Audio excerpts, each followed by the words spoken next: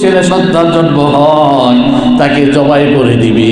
আল্লাহর কি কুদরত! ফেরাউন তো মনে করেছিল আমি ক্ষমতার দ্বারা অনেক কিছু করব, আমি ক্ষমতার দ্বারা নবী মুসাকে বাধা দেব, আসতে আমি বাধা দিব যাতে করে আমার ক্ষমতা তার হাতে না যায়। আল্লাহ পাক বলেন আমি আহকামুল হাকিমিন, আমি কাদের মতলব সমস্ত ক্ষমতার অধিকারী।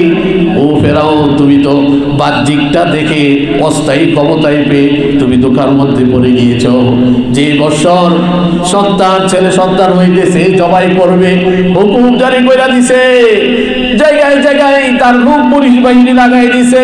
দেখো দেখো পুলিশ ইসরায়েলের মধ্যে কোনো ছেলে এরকম জন্ম হয় কি হয় না, যদি হয় তোমাদের কাছে খবর আসে সাথে সাথে জবাই করে দিবি, জবাই করে দিবি। অন্যথায় সে যদি জীবিত থাকে আমার ক্ষমতা তার হাতে চলে যাবে।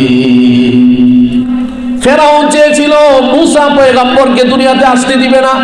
আল্লাহ পাক রব্বুল আলামিন, আল্লাহ পাক রব্বুল আলামিন মুসা পয়গম্বরকে ওই বছর দুনিয়াতে প্রেরণ করলেন, যেই বছর ফেরাউনের হুকুম অনুযায়ী ছেলে বাচ্চাদেরকে জবাই করা হইতেছে।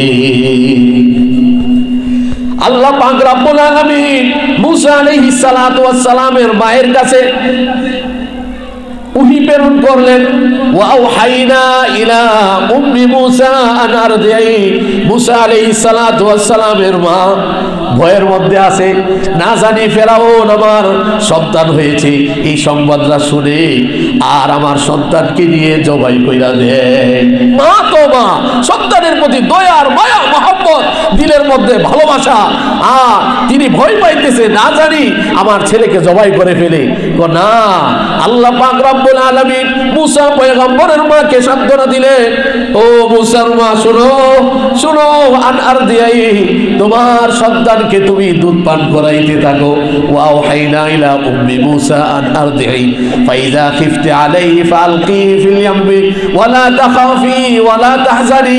আল্লাহ পাক রব্বুল আলামিন বলে দিলেন, ও মুসার মা, তুমি তোমার সন্তানকে দুধ পান করাও, দুধ পান করাইতে থাকো, দুধ পান করাইতে করাইতে তাকে একটু বড় করতে থাকো। যদি তোমার দিলের মধ্যে ফেরাউন তার পুলিশ বাহিনীর কোনো ভয় আশঙ্কা হয়, না জানি তাদের কাছে খবর পৌঁছে যায় তোমার বাড়িতে আইসা তোমার ছেলেকে নিয়ে যাবে, এরকম যদি কোনো আশঙ্কা হয়, ফালকিহি ফিল ইয়ামমি ওয়ালা তাখাফি ওয়ালা তাহজানি, নীল নদের মধ্যে একটা বাক্স বানায়া তাকে রাইখা তুমি ফেলে দিবে। সুবহানাল্লাহ। ফাইযা খিফতি আলাইহি ফালকিহি ফিল ইয়ামমি ওয়ালা তাখাফি ওয়ালা তাহজানি, সে সমুদ্রের মধ্যে পড়ে যায়গা, নষ্ট হয়ে যাবে, ধ্বংস হয়ে যাবে, অনাহারে ধ্বংস হবে, অথবা ফেরাউনের পুলিশ বাহিনী তাকে নিয়ে কোনো কিছু করবে। তুমি ভয় পাও না, তুমি পেরেশান হও না, আমি আল্লাহ তোমার সাথে ওয়াদা করতেছি, ইন্না রাদুহু ইলাইকি ওয়া জাইলুহু মিনাল মুরসালিন। আমি আল্লাহ রাব্বুল আলামিন তোমার ছেলেকে তোমার কাছে পৌঁছাবো এবং তাকে আমি নবী এবং রাসূল বানাবো। সুবহানাল্লাহ, সুবহানাল্লাহ। তাহলে ফেরাউন সে বাহ্যিক দুনিয়াটাকে দেখছে, আল্লাহ বলতেছে আরে সব ক্ষমতার মালিক তো আমি আল্লাহ। এজন্য সবাই, পৃথিবীর সবাই যদি আপনার উপকার করতে চায়, আপনাকে সম্মান দিতে চায়, আল্লাহ যদি চায় যে না আমি তাকে সম্মান দেব না, তাহলে কারো পক্ষে কাউকে সম্মান দেওয়া কি না সম্ভব না, ঠিক না বেঠি? এই যে আওয়ামী লীগ সরকার ছিল, শেখ হাসিনা 16 বছর মনে করেন এই ক্ষমতা চালাইছে, মানুষের ভিতরে এরকম একটা আগিদা ঢুকে গেছে, এরে সরাইবার মতো কোনো কেউ নাই। প্রত্যেকটা সেক্টরে পুলিশ বাহিনী এইভাবে সব বাহিনীকে এমনভাবে ফিট করছে যে মরণ পর্যন্ত ক্ষমতা ছাড়বো না, ঠিক না বেঠি? মানুষের প্রতি যখন জুলুম করা শুরু করে দিচ্ছে, মানুষের প্রতি যখন অত্যাচার বেড়ে গেছে, জায়গায় জায়গায় মুসলমান হত্যা করতেছে, আলিম উলামাদেরকে নির্যাতন করতেছে, মালিক আল্লাহর দরবারে ফয়সালা হয়ে গেছে, না তুমি আর থাকতে পারবে না, তখন থাকতে পারছে, বাংলা থেকে পলায়ন করছে, ঠিক না বেঠি? এজন্য আমরা সবাই যত ধরনের কৌশলই অবলম্বন করি, যত ধরনের ক্ষমতা প্রয়োগ করি না কেন, আমি চাইলে কিছু করতে পারবো না, মালিক যেটা চাই সেটাই হবে।